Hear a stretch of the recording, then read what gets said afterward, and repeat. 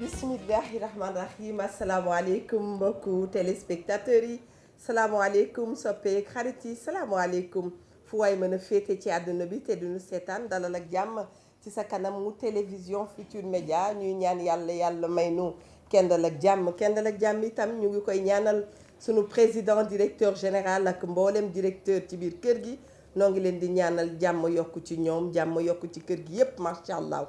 bu ko defee itam mbokk yi dinañu dem seeti sunu ay kilifa diine ak sunu ay kilifa aada boole ci cofeel gu rëy macha allah di leen nemmeeku di leen ziyaara du sukk seen wet te di leen ñaanal itam yàlla na yàlla yàggal seen taxawaay ci kaw wér ci kaw jàmm macha allah.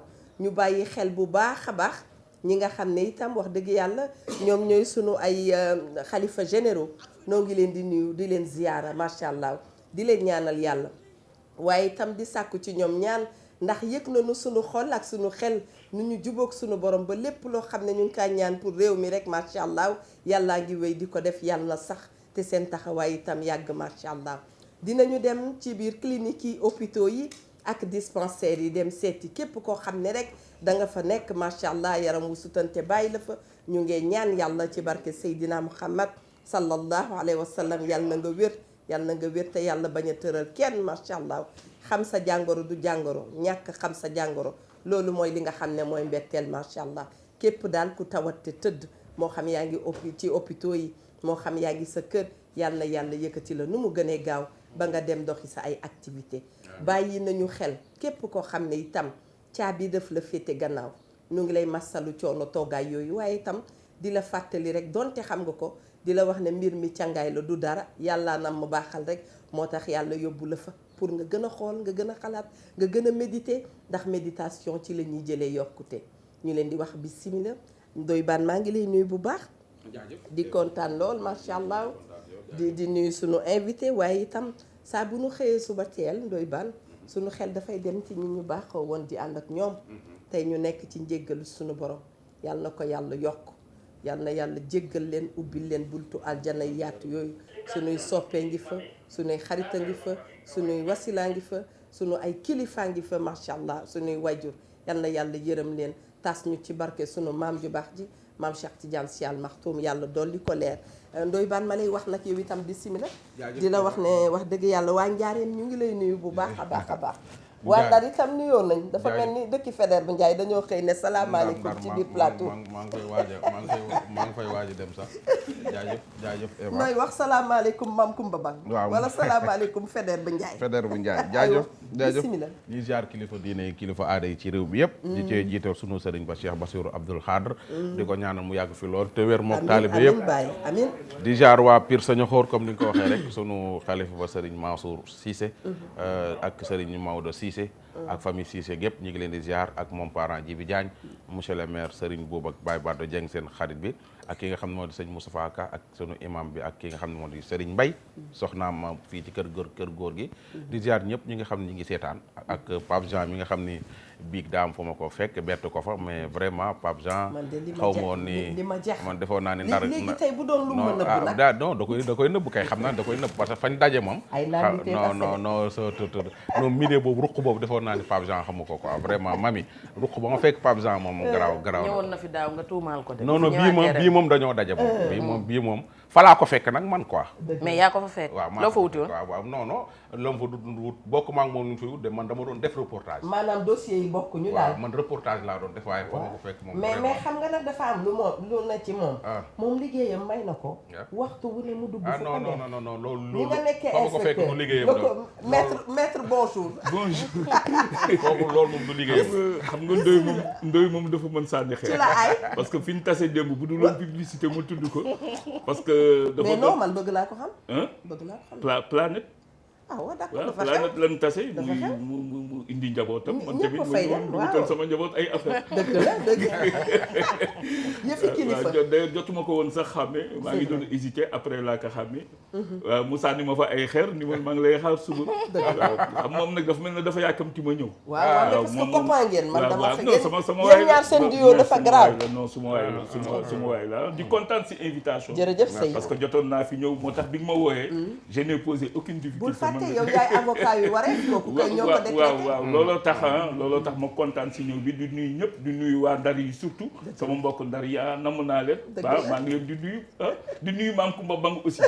gis nga kon de fekk si nga ma. waaw ak sama mbokk yi nekk foofu yëpp ndeysaan di nuyu sama confrères yi di wax ni toujours que c'est un plaisir pour man ma ñëw fii parce que ñun buñ fi ñëwee comme ñun dañuy yëngu ci milieu bi baax na ni bu ngeen jëlee yenn thèmes yi ngeen di invité ay nit de droit yi nga xam ne ni ki dana jot indi ay leeral ci yenn problème yi nga xam ne ni ki yéen da ngeen koy posé bu baax donc c'est avec un grand plaisir vraiment si la dellu see fii si war jërëjëf suñu waxee doomu Ndar yi sama xel dafay dem ci Macky Kane suñu chéri bu baax bu nga xam ne doomu Ndar bu mag boobu nu ngi koy nuyu di nuyu itam magam wax dëgg yàlla frère am Bouna Kane xaritu Ami Sey Fall kon nuyu nañ leen bu baax a baax Rabi Johnson duñ la fàtte ci nuyoo bi Adja Linguère ñun namoon nañ la maa leen raw baa yaa ngi ci jàmm nekkoon ci dëju sama nijaay jooju rek delluwaat di ko jaalaat Baye Cheikh dëj yi Diarème du ñu Sarr ñàkk.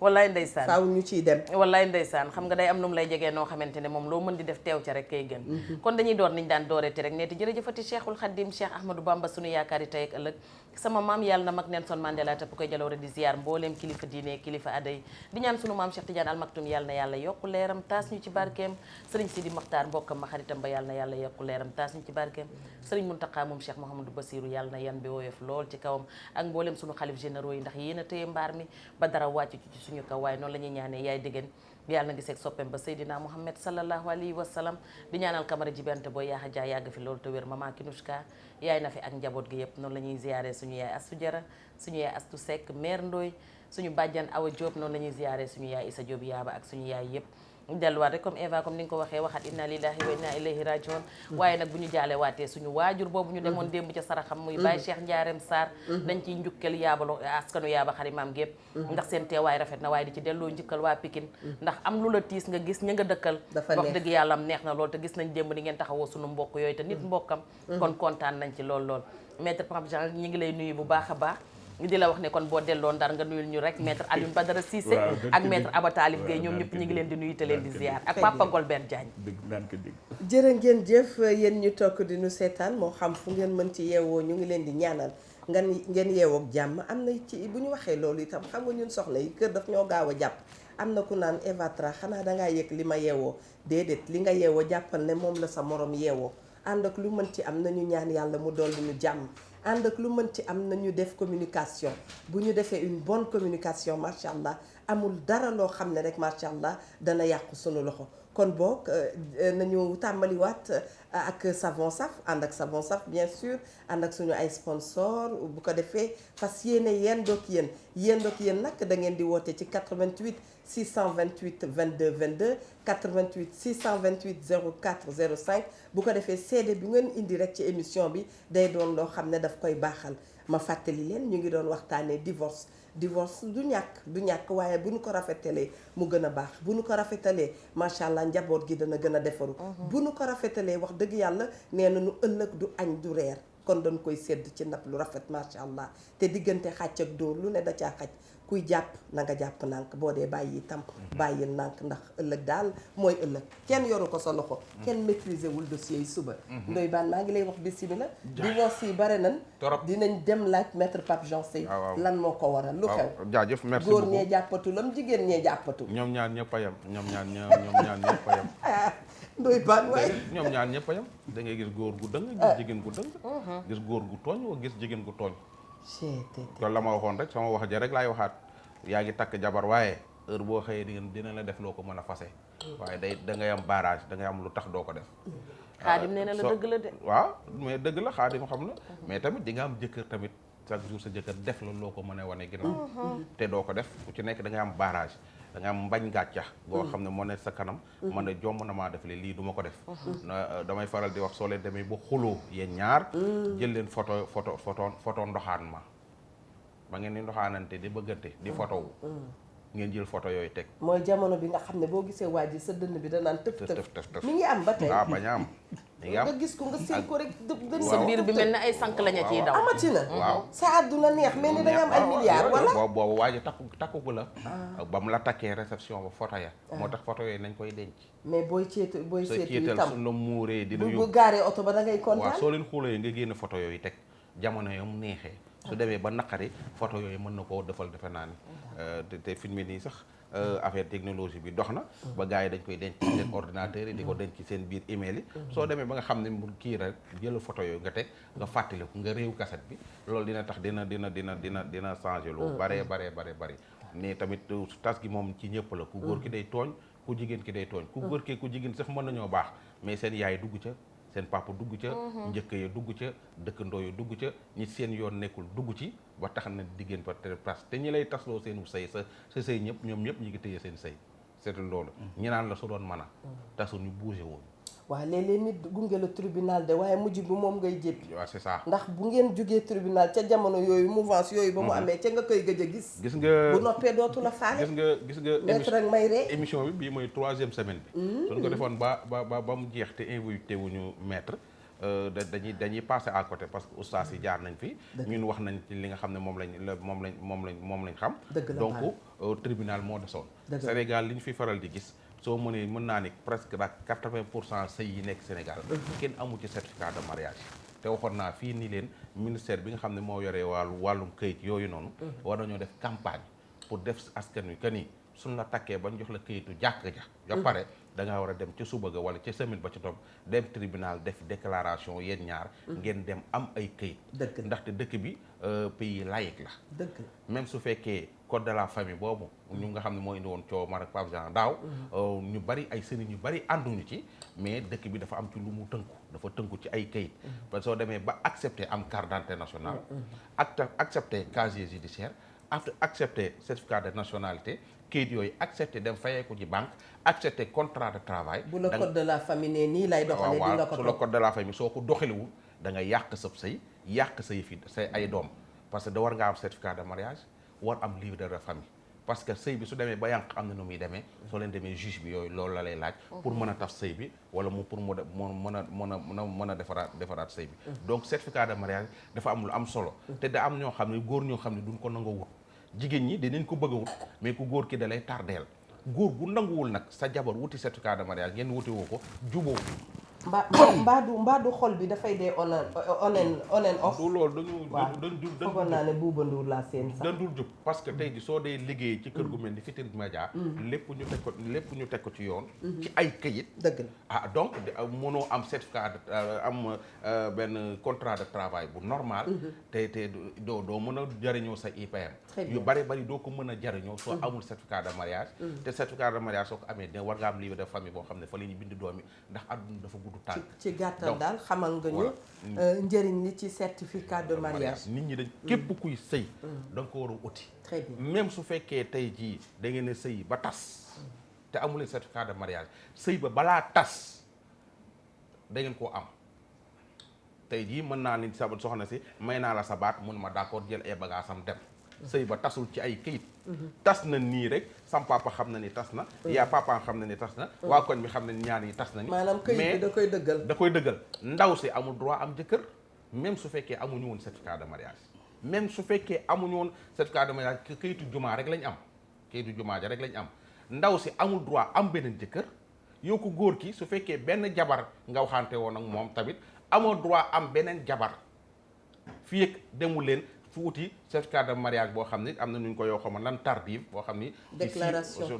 tardive nga am ko nga dem wuti ko tribunal wala ci tribunal sax nga koy wutee parce que tardive la ñu jox la ko pour nga mën a out sa procédure de divorce nga dem wuti ko tribunal. jërëjëf Ndoye Bane yow day yaay wax dëgg yàlla maître maa ngi gërëm sa collègue bi toog à côté sa naataango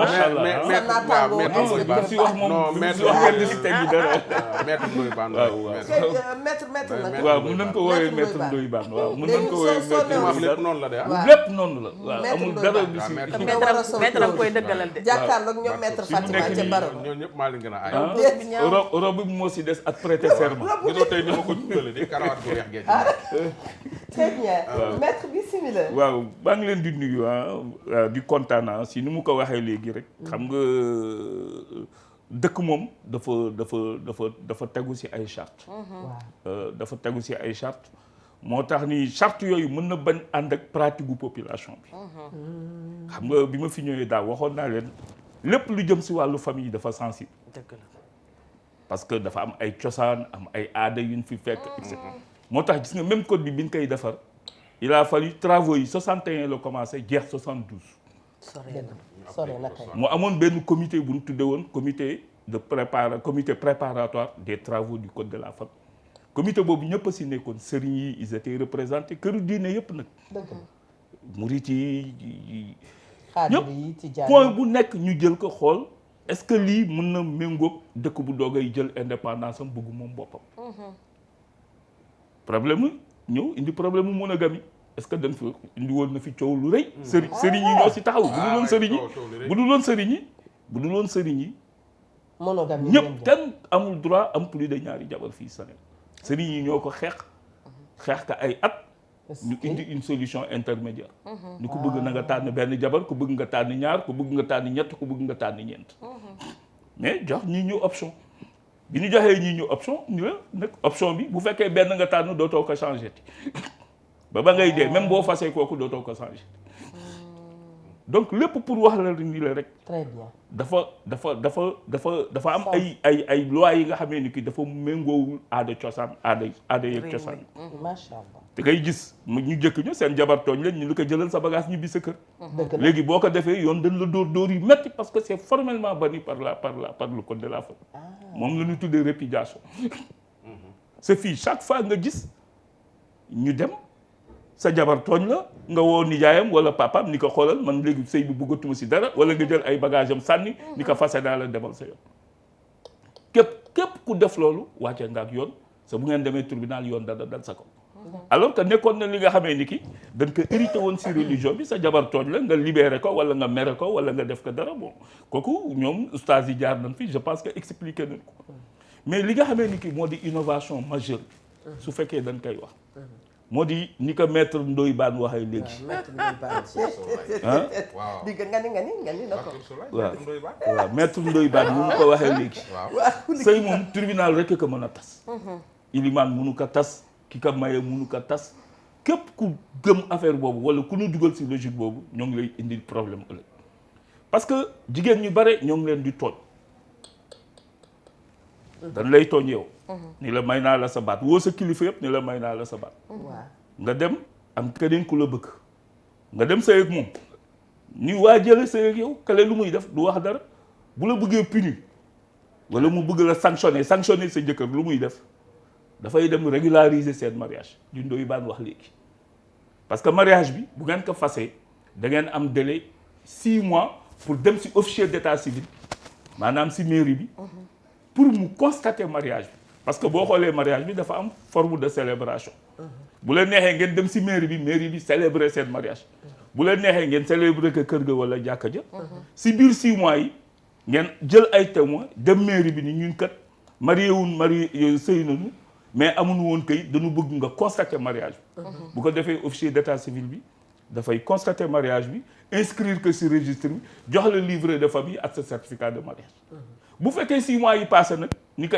maître Ndoye Bane waxee bu 6 mois yi passé tribunal rek mën a fexe ba nga am kayit moo tax boo demee tribunal da naan audience état civil boo demee day fees del parce que Sénégal kenn du wut certificat de mariage wala ñu bàyyi ba dernière minute bi wala ñu dem ba soxla benn këyit par exemple sa jabar feebar IPM bi war ko jël en charge parce que foofu buur dafa muus comme xam na ni population bi dafa négligente que boo bàyyee nit ñi duñu constater seen mariage dañ la naan waaw bu leen neexee ngeen jël seen mariage bi ngeen célébrer que kër ga wala jàkka ja ngeen def lu leen neex mais bu ngeen defee mariage boobu tant que régulariser wu leen ko mënu leen ci am benn avantage ci état bi wala ci institution sociale doo am ko soo feebaree ke sa jëkkër mënu la faj mënu la jël en charge IPM bi du la jël en charge ay impôt mënuñu wàññi sa ay impôt ce qui fait que tu es obligé nga wuti ko d'ailleurs boo xoolee bu bare boo ñëwee tribunal ñu bare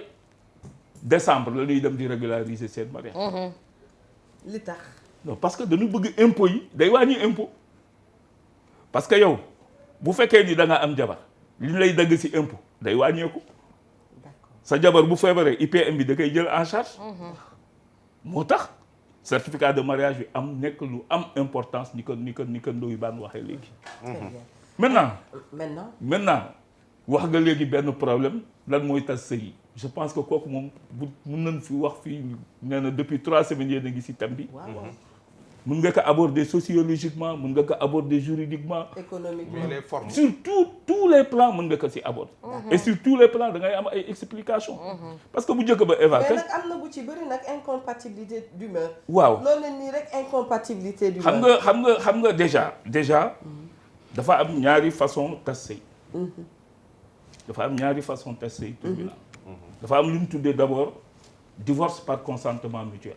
dëgg la. boo déggee divorce par consentement mutuel moo di yéen ñaar ñi toogoon bëggante dem ni da ngeen di sëy ngeen toog ba bëggante wu leen wala ngeen constaté que seen mariage dafa échoué mën ngeen toog ngeen waxtaan en tout cas mami kat sëy bii mënul continuer parce que ñun mënuñu nekk di xeex tous les jours comme échec la nan dem ñu rendre compte que suñu mariage dafa échoué léegi nan dafa benn këyit ñu tënk kayit bi si kayit bi ñu tënk si ponk yépp ñu ni bon sur le mariage ñu dem saisir tribunal yóbbul ko kayit boobu ni ko waaw ñun xam na ni suñu sëy mënatul dem décider nañu tas nañ ko si tas bi ñun ñëpp d'accord nañ si waaw donc doom yi bàyyi naa ko ma meeg ñetti doom yi man ku mujj kii wala ku taaw bi jël naa ko bàyyi kii chaque weer man danaa la jox li ponk yépp ñu tënk ko buñ ko tënkee ñu bind ko si kayit yóbbul ko juge bi. yan pièces lañ lay laaj su boobaa. certificat de mariage mooy porte d'entrée bi kooku boo ko amulee mun la saisir tribunal ku amul certificat de mariage mënoo dem tribunal kooku il faut que mu leer si bopp askan. après certificat de mariage. mais boo amee certificat de mariage benn requête ngay bind benn kayit rek ngay bind juge bi jointe certificat de mariage parce que certificat de mariage bi moom moo lay jox la qualité d'épouse mooy wane ni yéen sëy ngeen. bu ngeen amulee certificat de mariage mënoo prouver sa qualité. livre de famille. très bien. mami dégg est-ce que comprendre nga. bu baax damaa nekkoon cours da nga nekkoon cours. waaw léegi bu ñëwee. juge bi lu muy def du leen laaj lan moo leen boole. danaan rek ndax d'accord ngeen si tas sëy bi xam nga boobu moo gën a yomb. parce que moom xam na forme bi ngeen ñëwee. moom xam na ni yéen a d'accord. amul xeex amul dara d'ailleurs loi bi lu mu ko imposer mu vérifier moo di est-ce que kenn signéwul sous la contrainte. ah d'accord parce que c'est important. ndax forcé wuñ la nga signé parce que am na ñoo xam ne dañuy bett seen jabar ñuy njaaloo ñu ni ko bon ñu tas. nga d'accord si wala ma dénoncer. xam nga loolu contrainte la. ñi nga xam ne nag dañoo dem ba gis lu luqati seen bët. ñu fas yéenee dugg. te kooku nee na leen du ma wujjee. ñu fas yéene ñoom yeewi ka ñu yoroon d'accord ak moom ci xaalis it pour mu signer. waaw mais xam nga waaw mais maître ma dikk tuuti rek fii ma mi wax. la du ma wujje la na fekk ba nga demee mairie nga d'accord ne benn jabar ngay doon. non xam nga sax. du ma wujjee boo xoolee. du nekkul cause de divorce. parce que booy xool moo taxoon ma doon insister ci forme yi dafa am important. parce que boobu consentement mutuel mooy d'accord ngeen ci lépp. donc ngeen tënk lépp dem juge bi vérifier bu fekkee amul dara lu contraire à la loi mu jox leen acte jour boobu sëy bi jeex na dame bi lu muy def moo di observer idée bi bu délai bi passé bu gisee ko ne mu dem sëy ak moom est-ce que comprendre. maintenant à côté divorce boobu mooy dafa am beneen divorce bu ëpp doole mooy divorce problème comme ni nga ko waxee du ma wujjee wala ceeb bi saful xorom wala et cetera. cere ji saful laal. waaw cere ji saful laal. maître nañu jël ki ci ligne bi cere gi sax te doomu Ndar la nee na la waaw dëggal na nee na cere gi saful laalo salaamaaleykum. maaleykum salaam. mbokk mi bisimilah. soxna si na ngeen def waay. ñu ngi sant yàlla bu baax di la gërëm ci woote bi. waaw kenn woote taw na. déedéet sant bu baax. nuyu ma ñëpp ak na ana Ndoye Bane. man de dama fogoon ne sax Ndofène fayay woote mu nabu. ayca ñu ngi ci jàmm. ñu ngi sant bu baax. waaw damay laaj. waaw tuuti rek tuuti. waaw ndax Sénégal fii nga boo ko seetee loolu waa ji wax ne si boo xamante ni demut fee rek tas ñun dafay gis ñu bari man boo juróom léegi maa ngi am juróom-benn fukki at waaye man damaa gis sëy yu bari tas yoo xam ni jëm ñu fenn te ñu koy takk si jàkkaarloo nga takkee woon. waaw. loolu doo ma laay laaj. dëgg la sëy yu bari ñi ngi tas te jumaa ja rek lañ ko takkee woon après mu tas. kenn waaw fa lañ ko takkee fa lañ ko tasee dama am naa juróom-benn fukki at te loolu dama koy gis te moom damaa dégg mu ne sëy yi ma mun tas mukk lu may jëmuñu tribunal. waaw. bi loolu mi ngi am na ñoo xam ne am nañ juróom-benn si doom nga am ay 40 ans ñu signé porte tribunal mënuñu ko jëlee. waaw d'accord kii. waaw d'accord dina la après jox soo coupé tontu ñu bi. tontu la. waaw. loolu laay laaj loolu dong laay laaj. am na solo maa ngi koy expliquer ci début bi dëkk bi dafa am ay jullit am ay catholique am yeneen i xeet pays laïque lañ nekk maanaam dafa am ñu nekk ci charia yem ci li charia wax. voilà loolu la ñuy appliquer. voilà dafa am ñoo xam ni maanaam pays laïque lañ nekk. pays laïque boobu dañu tënku ci ab constitution. constitution bi ci boppam dafa am ay charte dafa am lu code bu ñuy wax code de la famille. boobu code boobu assemblée nationale ñoo ko wote soo nangoo ni am nga président de la république nangu nga ni am nga président assemblée nationale nangu nga ni am nga ay député ki ministre nangu nga ni police ak gendarmerie am na nangu nga ni sa doom mi ngi jàng ci école française yii nii ak di dem ak yooyu nangu nga ni am nga carte d'identité nangu nga ni soo waree liggéey est-ce que waaw soo nangooloo rek da ci nga xeetu nangu yi nañu jël ki ci ligne bi nga dellu si mais moom question bi tam nañ ko seetaat ak réponse voilà nañu jël ki ci ligne bi salaamaaleykum allo allo oui waaleykum salaam wa rahmatullah waaw man dama bëggoon def intervention ci kii bi ci émission bi. très bien ñu ngi lay déglu. waaw may damay leb tur bi nag maa ngi woote Dakar. lebal nan la ko may wax ne ci affaire divorce bi thème bi ngeen di joxe dafa am solo ñu ngi demee ci émission bi. parce que ñu xoolee ku nekk yaa ngi wax sa wàll. dëgg la mais aussi lu ma bëggoon wax rek mooy dafa am benn côté wu Ndoye Bane lay xaw a sànni xeer tuuti mooy ci affaire faiblesse.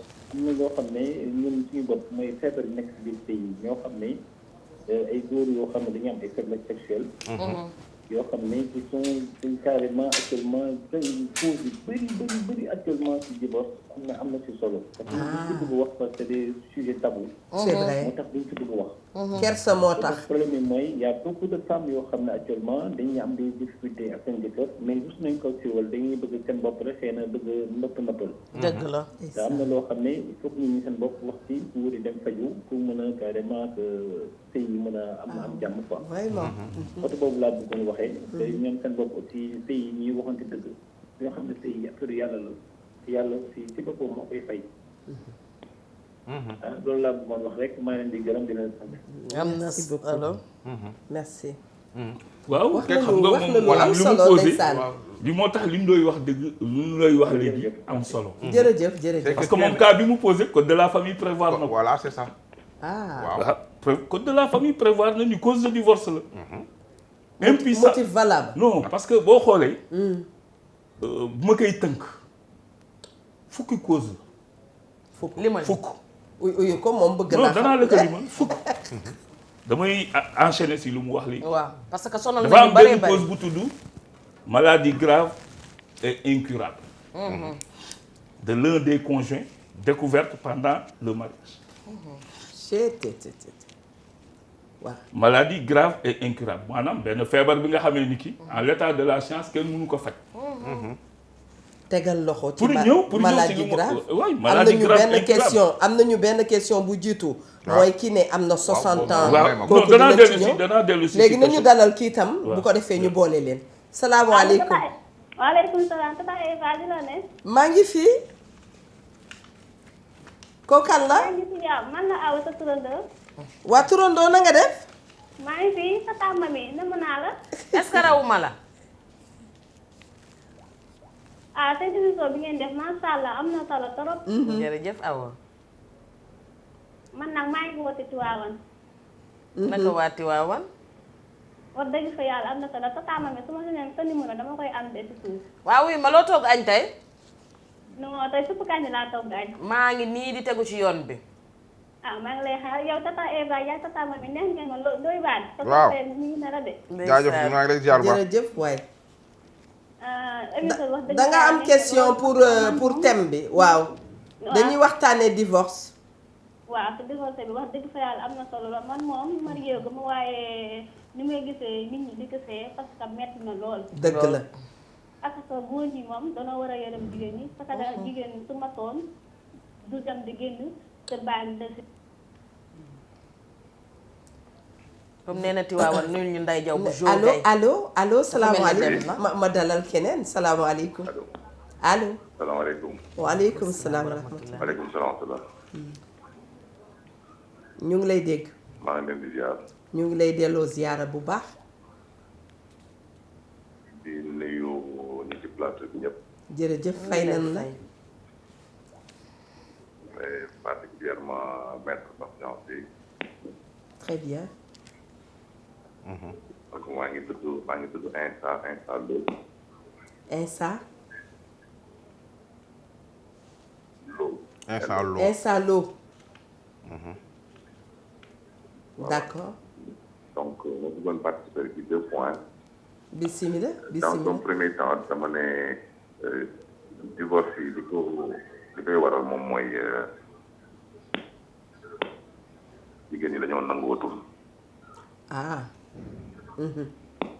te nangu nag dafa mel ni dafa nekk sujet boo xamante ni war nañ ci def ay assises di ci waxtaan. nangu. di ci waxtaan. waaw nangu. nu ñu koy waxee ci tubaab may souligner moo boobu rek. bokkut ak femme soumise. wala du loolu. waaw. soumission waaw. effectivement. loolu mooy premier point bi may indi deuxième point bi moom mooy dama ne ñuy établir mariage au niveau de l'officier d'état civil. dama mos a proposer benn officier d'état civil ma ne ko les recommandations que vous êtes en train de lire devant nous. da nga ko waroon di def ci ay CD ak ay clé. mu am benn fiche de traçabilité boo xamante ni tous les 5 ans ou bien tous les 2 ans. da ngay woo les couples di xool kan ak kan moo respecté les recommandations. et pour les recadrer. oui. parce que s'il y a un suivi mu am benn traçabilité au niveau des couples jàpp am naa yaakaar ne dégâts balaa muy am dina fekk ay solution am. dëgg la. parce que bu yàlla ne ci alxuraan fa inna ma'al usri yusran inna ma'al usri yusran. maanaam solution yi ñu ngi nekk ci wetu pour problème yi. donc il n'y a aucune raison pour que problème bu amee kenn du ko solutionné. dëgg la. donc nanu dellu si waat rek. xam ni on a la possibilité de vivre heureux dans tous les 2 mondes. dans les 2 mondes. fii ñu nekk ak fa ñu jëm. ndeysaan wallaay. nanu gën a xoolaat mbir mi rek xam ni suñuy rakk ngeen suñuy mag ngeen suñuy yaay ngeen suñuy xarit ngeen suñuy lépp ngeen. neex na ba dee. mënunoo def leneen ba problème yi duñ ko solutionné. dëgg la. maa ngi bañ téye li mbir mi lu bari. waaye am na solo macha allah. maa ngi leen di remercier di leen delloo njukkal bu baax di ñaan yàlla leen yàlla jàppale ci projet bi ngeen am daal. amiin yaa rabbal alamin. merci beaucoup. nee na ñun seeni lépp lañu macha allah. jigéen ay indi góor kon kay kooku moom alhamdulilah rabbil alamin. mais maître yaa ngi woon ci déjà ci nga ni ci fukki yëf yi ñu wax ne dafay yàq sëy. nga feebar bu boo xam ne daal du dañ. parce que nit ki bi ngay sëyal ak moom feebaru dara jotu ko bu fekkoon yow li la dugal ci mariage bi du loolu. nga dem ba ci biir gis ni moom li ko dal nekk na feebar bu grave mais nag waxuñu rek sa bopp di metti rek sa jëkkër bopp di metti nga dem ni da ngay tas sëy bi non dafa war a nekk une maladie grave et incurable. moo di feebar bu metti sa nga xamee ni que à l'état actuel de la science kenn mënatu ko faj. xanaa boobaa pour le meilleur et pour le pire dañ koy teg en stand-by. non xam dafay xaar. xam nga monsieur Lo wax na léegi benn affaire pour le meilleur pour le pire sa diggante ak yàlla la. waaw xam nga parce que dafa am ay obligation ci mariage bi. mooy aide et assistance. mais jabar mu feebar nga yóbbu ko ñu faj ko mais dana dem benn moment bi nga xamee ni ki feebar bi dana atteindre benn degré bi nga xamee ni ki. dëgg la. mariage bi dootul amati objet. dëgg la. et d'ailleurs loolu bizarre ci code de la famille. boo xoolee télé góor impuissance du mari. ni benn auditeur waxee. impuissance du mari bu fekkee dafa am avant ngay takk jabar du cause de divorce. cause de nullité du mariage la. parce que même yow soo ko nëbbee ba du dugg. parce que da nga ko nëbb moo tax mariage bi valable. ok. bu dee contrat la ñu ne contrat dolosif. parce que dafa am benn vice boo nëbb. dëgg la. parce que dans le code de la famille objet bi ñu assigné mariage mooy la procréation. bu ngeen di sëy pour am doom la. ah waaw. moo tax boo xoolee si biir code 10 causes yi stérilité. médical établi. Stérilité définitive de la femme. Médicalement établie cause de divorce. aussi. gis nga moo tax précision yi am importance. ñu ngi ci feebar yi mais damay am kumpa man itam. non dalal ki ci ligne bi salaamaaleykum. allo. allo. salaamaaleykum. waaleykum salaam heureusement que foncé naan may la chance nga duggoo ñu ngi fii. ndax ñoom benn jigéen. ñu ngi ci jàmm. ça va man Eva. naam man cas bi ma bëgg souligner nii mooy. koo xam ne nii déjà dafa am jabar mais bi mu amee jabar dafa signé woon monogamie. waaw. léegi bi mu signé mono dafa dem takk beneen xaleel. yaa ngi dégg bi mu takk ki mu takk xam na ne waa ji dafa signé mono. mais dafa nangu sëy bi léegi bi jabar ji yégee ni waa ji takk na fa jabar ba am fa doom di ngénte jabar ji dem maanaam dem yoon daal. waa ji ni moom mësul takk jabar mësul ngénte may laajte ndax xale bu jigéen bi ñu takk moo perte wala jabaram jee kan lan la ci yoon wax daal ci ñaar yooyu noonu. daf signé benn jabar. parce que bu ma comprendre waa ji moom moo jubul. waa ji jubul kay. parce que laa fi ma lay waxee nii sax moom jabar ji tax na ki nga xam ne moo am certificat de mariage bi ak moom la signé moom. maanaam aawo bi dem na. waaw aawo bi moom dem na. ndeysaan. actuellement nii takk na beneen xale bu jigéen. mais est-ce que dem mooy ki mu doon ngénte. ki mu doon ngénte waaw kooku la takk. kookoo mujj toog. waaw kookoo mujj toog may laaj kooku est-ce que dina am certificat de mariage wala dina ko am waaw. ndax ki mujj toog dina am certificat de mariage. waaw. D'accord. est-ce que dem nañ tribunal ku njëkk aawa bi dem na tribunal. aawa bi waa dem non actuellement nii ñoo ngi ci yoonu tribunal bi. yooyu te juge bi tasagu ko. non pour l'instant man loolu xamaguma ci dara mais comme dafa cadre mooy daw nii si la ma ko souligné wax ma ko. ndeysaan d'accord pour laajteel ko. ndeysaan. mais waa ji bigami la nekk ñu ngi koy masalu bu baax a baax. daan si ñëw parce que loolu aussi mi ngi si pour cause de divorce. cas yu bëri yoo xam ne noonu la ñu mel. de jigéen ñi ciy dugg nag pour man léegi man je me dis que désespoir la parce que da ngay xam ni allo. waaw allo. waaw ñu ngi lay dégg. allo waaw parce que da ngay xam ne yow kii mënu la signé. mais da nga naa ci dugg rek sëy parce que pour yow da ngay yaakaar ni boo duggee kii di nga karandal mu toog yow espoir boobu ngay am. te doo am certificat de mariage te yàlla rek a xam waa ji mën na la takk ëllëg yàlla def mu génn àdduna ak lépp a ngi si. man daal may wax sama moroomu jigéen ñi nañu xoolaat baax fi ñuy dugg parce que bëgg sëy tamit comme ni ko maître waxee léegi sëy certificat de mariage mooy base bi. ndeysaan. loolu daal. ñu ngi lay remercier bu baax. xam nga moom li mu expliqué nii. bokk na si 10 causes yi. parce que dafa am benn cause de divorce bi nga xamee ni kii dañ ko tuddee le non-respect par l'un des époux des engagements souscrits pendant le mariage. le non-respect. le non-respect par l'un des époux des engagements souscrits pendant le mariage. booy sëy da ngay dem ñu laaj la ñaata jabar nga bëgg a am yow bu la neexee nga ni benn boo nee benn jabar nga bëgg a am ñu catégorie dafa le régime de la monogamie xam nga donc engagement bi yow yaa ko jël. option la. donc yow yaa def sa option. comme ni ko Ndoye wax. te même bu boobu demee su boobu faatoo su boobu randoo yëpp benn rek moom la ñi doon seen xel dàccoon ci code de la famille bëggoon imposer. xam nga bi ma ko waxee benn jour Eva sax Eva dafa di waay elle a fait benn erreur bi nga xamee ni que ba léegi j'ai daf may reeloo sax quoi. est-ce que boobu daal erroné na daaw la war. donc bu fekkee am na ku nekkaat ci ligne bi de ñun de xaw ma tey nu ñuy def. salaamaaleykum. ma ne est-ce que cette discours yi daan ko àggali. non ku nekk dafa bëgg a yóbbaale laajam. waaw na nga def. ça va alhamdulilah. yaa ngi ci jàmm. waaw. vraiment tey seen thème moom neex na. dëgg la. chaque jour damay toog fii di ko suivre waaye moom tey moom bii moom ci gën a neex. alhamdulilah da ngay sëy. non. sëyaguloo. je suis un garçon. tu es un garçon. oui. ndeysaan avec une petite voix na nga def. ça va. ani papa. mi ngi. ani mama. maman mi ngi. alhamdulilah fooy woote. Ndar. Ndar ngay woote. waaw. ah macha allah foo dëkk ci Ndar. Jolofeen. Jolofeen. waaw. noo tudd. Pape Doudou.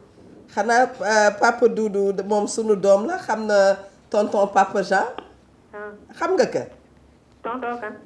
maître Pape Jean mi toog. non non xaw ma nga de. ah man damay ñaan yàlla boo màggee nga doon avocat nga mel ni moom. merci. yow lan nga bëgg a doon boo màggee. man ministre. ministre nga bëgg a nekk. waaw. lan nga bëgg a def comme profession balaa ngay dem nekk ministre. ban liggéey moo la neex nga ni man su ma amee diplôme nangam laa bëgg a nekk. daw na. mais Jean laaj ci kaw laaj ci kaw tarma li ma jaaxal suñu mais laaj ci suufi tarma. waaw yi ci ka. c'est que xam nga gars yi dañ ni option monogamie ou limitation. ou limitation polygamie bu la neexee nga ni ñaari jabar. voilà bu la neexee nga ni ñett bu la neexee nga ni ñeent. voilà mais boo nee ñaar munoo yokk ñett munoo am ñeent. boo nee benn munoo am ñaar munoo am ñett munoo am ñeent. li leen di cuqataan bañ dem ba yegg ne benn.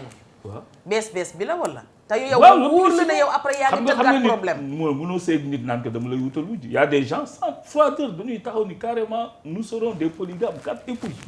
même bu fekkee am na ñu koy wax te duñ ko def.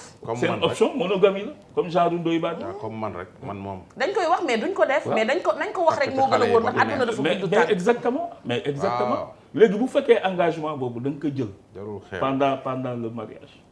nga dem ba si biir nga violer option boobu day nekk une cause de divorce. donc c'est prévu par le code de la famille. donc mu nekk ñetteelu cause. xam nga wax naa la maladie grave et incurable. wax naa la stérilité de la femme médicalement établie. wax naa la non respect par l'un des époux des obligations. non paiement di. bàyyi ko mu àggali dot bi.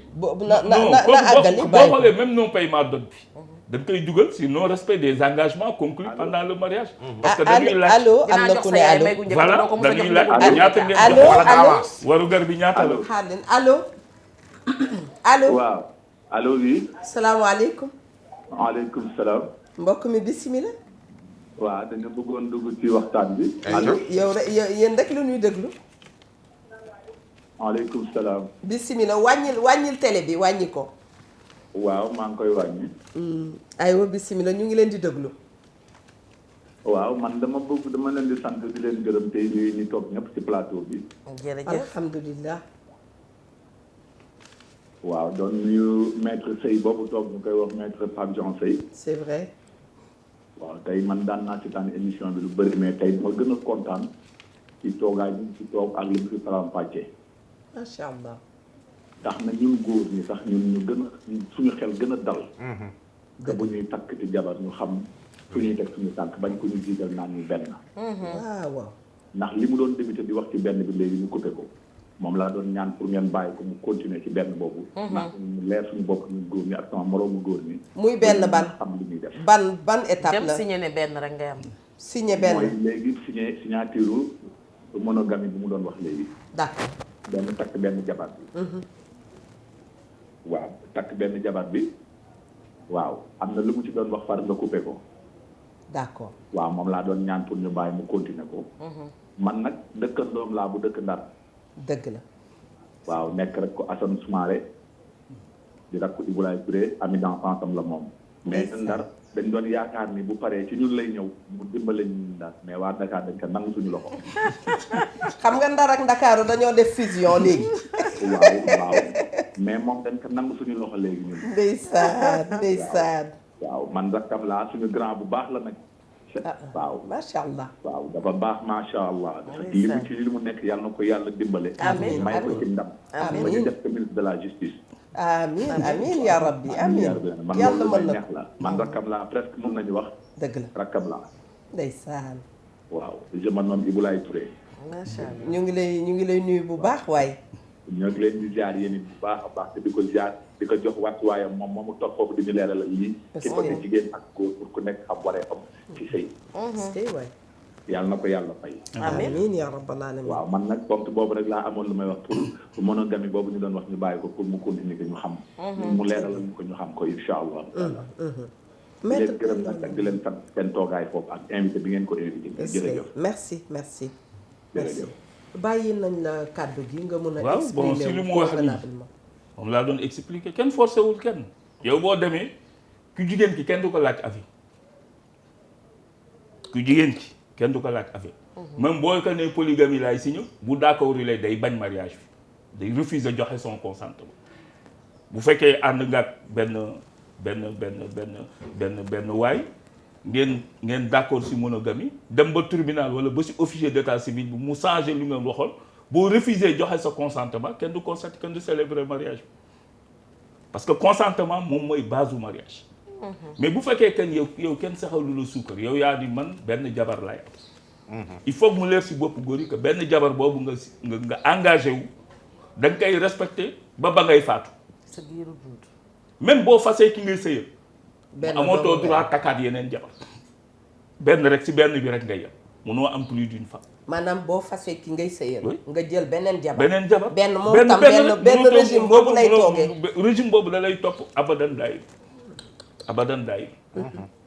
moo tax certains hommes pour jouer la prudence lu ñuy def dañuy jël polygamie limitée à 2 épouses. d'accord. kooku itam boobu rek la même bu beneen demee mu dugal. ñaar bu la neexee mais ñaar yooyu. munoo ko yokk. déglu lu baax li ma la ñaar yooyu munoo ko yokk. ñaar yooyu bu ci benn demee benn dong nga mën. non déglu moom baax moo tax explication bi dafa am solo. munoo ni ñaari jabar lay am. waaw dem takk ñetteel munul nekk. wala nga takk ñeenteel munul nekk. mais boo nee ñaari jabar laa am yoon may na la nga jóge ñaari jabar dem benn jabar ni man léegi monogamie laay def léegi polygamie bi dafa tuma polygamie limitée à 2 épouses léegi damay dem monogamie donc li ñu naan dans le sens arrière mais doo waaw da ngay arrière mais doo pour réduire donc gis nga législateur bi dafa inciter nit ñi pour ñu dem monogamie loolu nag boo gisee ñu trouver schéma yooyu ñi defar code de la famille trouver schéma yooyu c'était pour bañ sëriñ yi mere leen. parce que bu ñu fi imposé woon monogamie kenn du ko respecté moo tax ñu permettre nit ñi jox leen benn éventail bi nga xamee ni ki daanoo am ay options daanu mën a opter mais opter en toute connaissance de cause boo ko violé tu commets une cause de divorce parce que tu n'auras pas respecté engagement bi nga souscrire en vue du mariage donc pour retomber si moom li mu wax maintenant ñeenteel bi moom moo ëpp fii da ngay gis ku takk doomu jàmbur xëy suba ni yaa ngi dem Espagne. disparaître dans la nature. abandonné. kenn waxuma la sa jabar sax mais sa mbokk sax dootuñu xamati fan. mais sëy boobu nan lañ koy réglé léegi est-ce que ndaw si day toog di xaar ki nga xamee ni ki dem na sa kenn xamul kañ lay dellu si boo xoolee cas yu bare au Sénégal dafa am. du fi jeex. wala léegi gars yi dem Belgique wala France wala feneen takk fa seen jabaru tubaab disparaît alors que bi ñuy dem bàyyi nañ fi seen jab ndaw soosu code de la famille nee na munul toog ñu bàyyi ko ci situation boobu donc ñu instituer benn cause de divorce bi nga xamee ni ki dañ ko tuddee absence déclarée de l'un des conjoints maanaam waa ji dem na kenn xamul ndax mi ngi dee wala ndax mi ngi dund kenn xamul fu mu nekk il faut que législateur bi aménager. am na kuy wax allo. salaamaaleykum. maaleykum salaam wa rahmatulah. mbokk mi bisimilah yaa ngi woote émission Wareef. maa ngi ci Wareef. waaw soxna Awa maa ngi leen di nuyu bu baax yaa ak soxna Linguère. ñu ngi lay fay bu baax a baax ak sëñ Ban. oui ça va. ñu ngi leen di nuyu bu baax. ñu ngi lay fay. di suivre émission bi lu yàgg lool sax. dëgg la.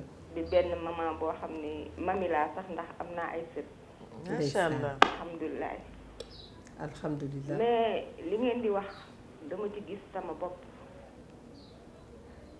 allo. yow rek la ñu ngi lay dégg ñu ngi lay dégg.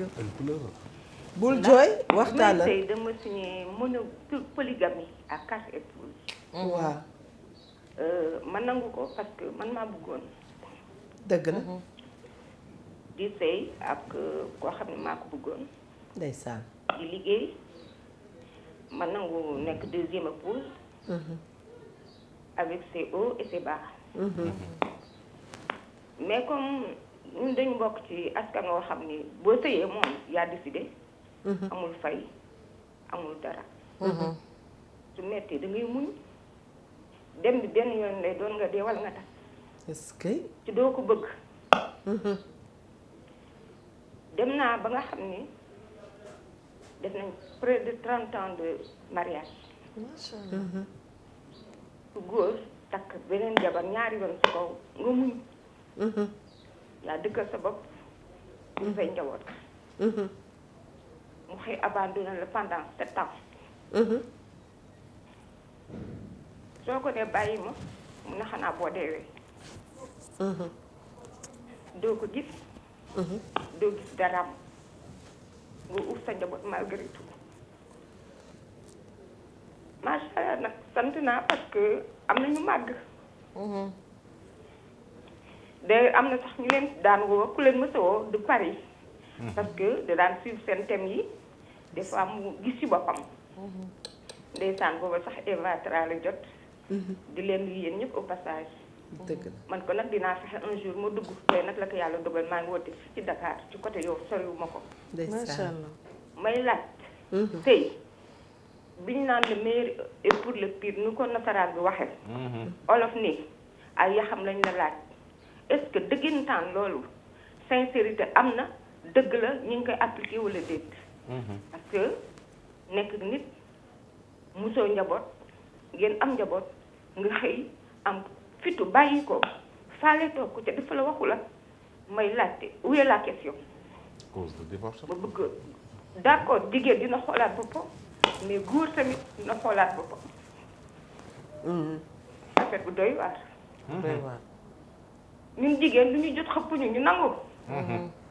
man fi ma nekk di sëy suñu famille sama yaay sëy rek lañ xam soxlawuñu dara sama soxla dara góor te maa ngi liggéey mu am xaalisam di doxal ay mu ko neexee dangay war a ay mu teg la fa dem kër aawam añe fa reere fa tabaski mu rëy fa xaram korite mu toog fa tamxal mu lekk fa cëram boo xam ne sama kër bu mag la nga wax sa yaay mun la muñal yaa ko nangu sa njaboot di ko gis nga di ko muñ mu xëy wan la ginnaaw foo ko ne may ma dimbali ma ndax sama jaam yàlla sell nga dox sa dox ma dox sama dox mun la araam duma la faale may laaj dëgg fu mu ne dans quel pays sommes-nous koo wax mun la du man kilifa boo ko laaj du la faale lu metti la na ñu yërëm tuuti ñun jigéen ñi soxna ngeen ba gis nga ñu ngi koy masawu baax gis nga Eva xam naa doo mën a jël kàddu bi ma këf ko gis nga lii muy dund nii femmes yi bari Sénégal lii la ñuy dund. absolument Sénégal dañoo war a xam ni sëy du esclavage. am na jigéen ñu bari ñu ngi ci biir kër yi dama seetaan li ñuy dund seen biir kër yi sëy c'est de l'esclavage total. sëy du ay affaire jaam que ni da ngay ñëw da ngay jaamu sa papa yi jëkkër ak da ngay jaamu sa yaay jëkkër ak da ngay du affaire jaam sëy bànneex la mu la koy jox nga koy delloo ñu jox la nit lan la may nga war koo toppatoo taxawu ko toppatoo ko taxawu ko ci côté njabootam côté am yëpp yow amoo dara lu di ko abandonné y a beaucoup de femmes yoo xam ne ñi ngi ci biir kër yi dee nañu bu yàgg te ka dara reyu leen dul seen jëkkër wala seen famille jëkkër yi soo waxee ñu naan lu muñal lan ngay muñ affaire bi dafa war a neex comprendre nga la wala say naan waaw ni sëy bi méttee loolu moo lay jox ay doom yu baax c'est pas ça loolu nag lañ jël travailler ko def ko ci bopp nit ñi def ko ci bopp nit du loolu sëy déggalal sa jëkkër respecté sa jëkkër def ko la nga ko war a def maanaam charte yi la sunu sa dina teg yëpp ci sa jëkkër def ko mais sa jëkkër it dafa am lu ko diineem sant dafa am lu ko société bi sant nga jël sa jabar yor ko bu baax a baax yiir ko maanaam li la sa jëkkër li la lislaam wax lépp nga koy def leneen loo ci manqué sa sëyuloo mais fii Sénégal loo gën di toroxal jigéen rek ñu naan waaw muñal sa say doom màggee barkeel c'est pas ça xanaa yaayu Messi yaayam daa daj li jeeg yi daj yaay Cristiano Ronaldo daa daj yi lu mu fi daj yaay et puis bala ñoo am lu leen neex c'est que da ngay dem ci àll bi bala ñoo am lu leen neex ngay gis benn mère boo xam daaw taxani bay bëgg a dee pour togg añ su goroom amee su amee goro bu jigéen bi ñëw ci këram jëkkëram jëndal ko gaz mënu ko doo togg ci gaz bi da ngay dem ndaxte man sama yaay bi muy sëy fii danaan taxane pour lan sa yaay ak la mu tombeel yow ak li nga tombeel non esclavage moo fi am de du sëy de. allo oui bonjour salaamaaleykum. waaleykum salaam. dama doon woote pour participer ci émission bi. yow rek la ñuy déglu. plateau bi loolu la maa ngi wootee Ngaparou. nag maa ngi sëy le 14 mai 2010. ak nasaraan laay sëyal. noppalu nga de. noppalu ma de fa la problème bi gën a nekk. déet waay. waaw comme sëyal nasaraan. ndax ma ree tuuti. déet waay nasaraan. man de. léegi ni foofu gën a nooy. mënuma laa wax ni kilo jën lii lay jar. mënuma laa wax ni kilo carotte lii lay jar. waaw. xaw ma marché. dew ma marché. su yeewoo dal naan qu'est-ce que tu veux préparer à manger. soo amee jànk mu fexee utal ko sikk ba jànk ba daw bala. ma nekk fi am naa fi ñaari doom. man damaa sëy man catholique laa damaa sëy ak moom église. te ñun boo xasee ba sëy église doo tas mariage bi église kenn du ko tas. dégg nga mooy yuuxu noonu parce que man maa ngi woote. mais lan mooy sa problème exactement. ci va du pain loolu la may laaj ndax dañoo war a jënd jën. lan daa war a jënd mburu. lépp moo koy gérer. li ndaw si war a def lépp waajee koy def. lan mooy sa naqar ci biir kër gi. man daal sama naqar mooy sa famille sa lépp dañuy yaakaar ne yow yaa ngi ci noflaay te fekk yow yaa ngi ci musiba. musiba bi lan la léegi ngaa tas. waa ma ne ngaa dem feneen waaw. waaw mais lan mooy musiba bi lan la lan mooy musiba bi. musiba bi mooy sa famille dañuy yaakaar ne yow yaa ngi ci bànneex yaa ngi ak xaalis yaa ngi lu nekk fekk yow yaa ngay dee. li lay rey lan la.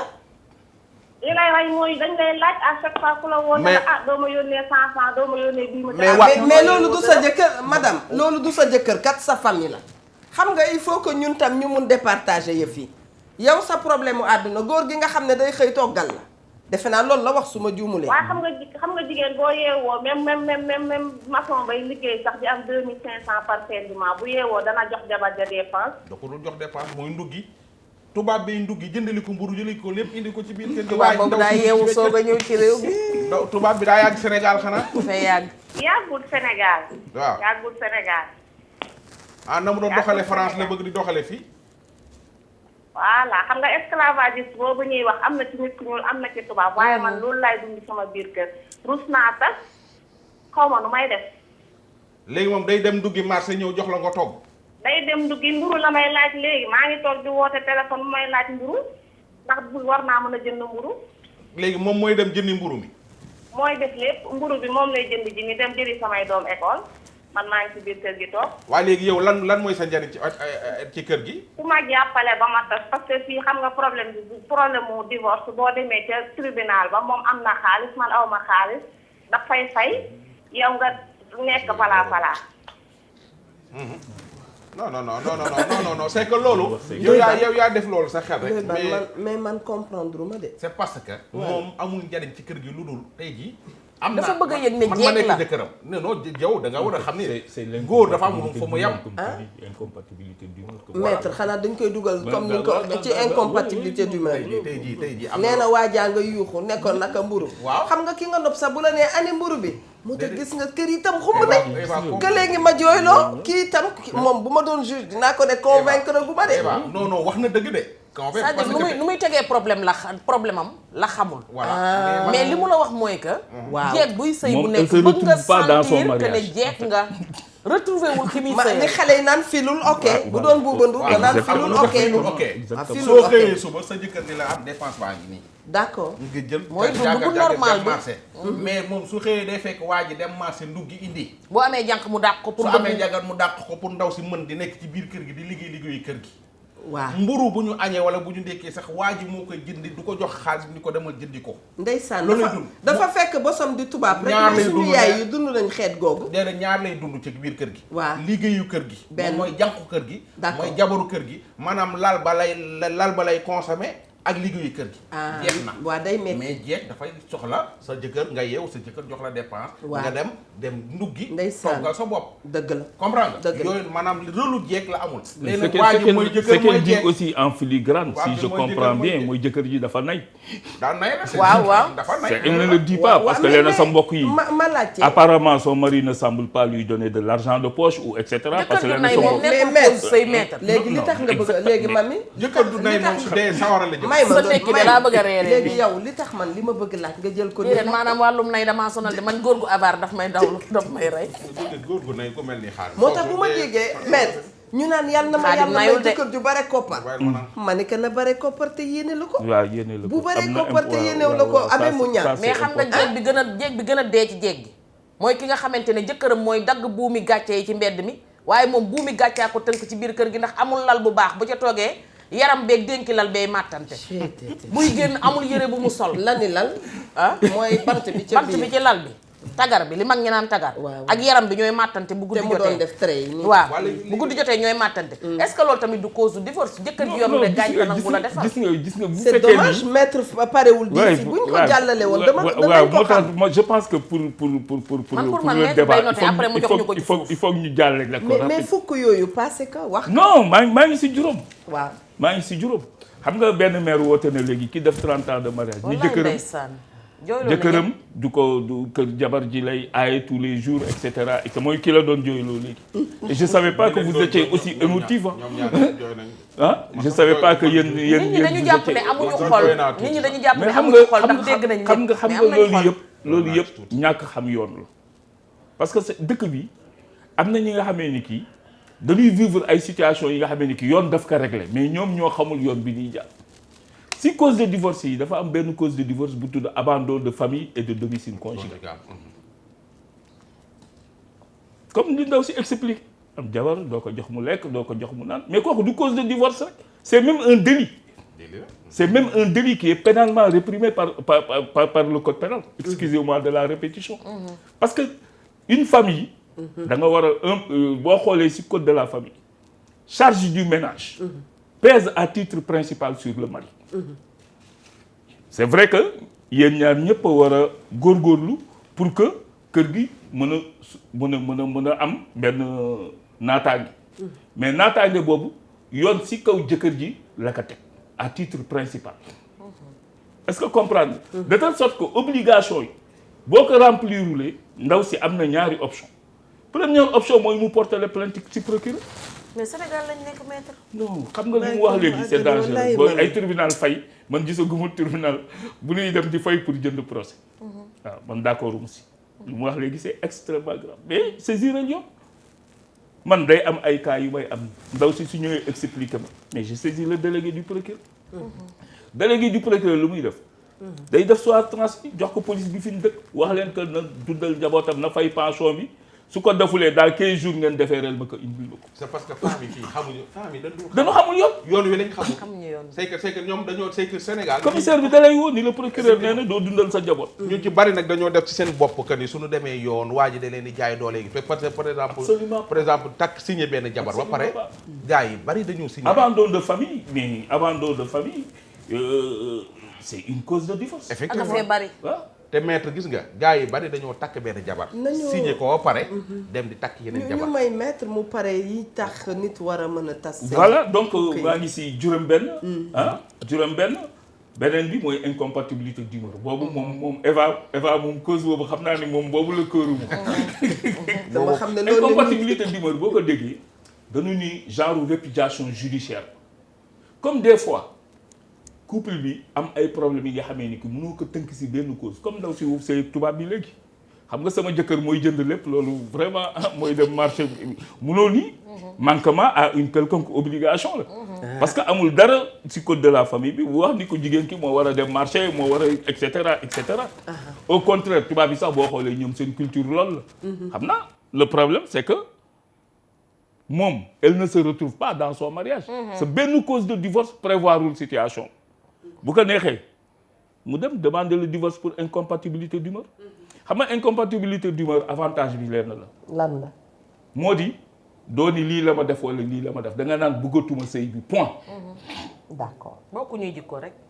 mais loolu la daa gis couple yu mel noonu di nga xamee ni ki comme xaj ak muus mu duñu déggoo chaque jour cooki problème et cetera et cetera mais kooku sëy yooyu mënul continuer noonu moo tax yoon ubbi benn bunt bu ñu tuddee incompatibilité d'humeur d'ailleurs boo xoolee en français dañ naan incompatibilité d'humeur rendant intolérable le maintien de la vie conjugale. maanaam sëy bi mënatul nekk parce que mën leen dëkk tous les jours di tànqal voisins yi chaque jour yéen a ngi xeex ñi di leen atte tey nga dem suba nga ñibbisi et cetera et cetera. et conséquences yi léeg-léeg day dem ba ci meurtre. maintenant mooy dem ba maintenant pour bañ aussi que nit ñi abuser parce que xëy suba aussi ni buggatuma sëy bi dafa yomb. ñoo takk doomu jàmbur 30 ans xëy suba ni buggatuma sëy bi moo tax am ay daan yi nga xamee ni ki yoon teg na que ku góor ki pas ku jigéen ki.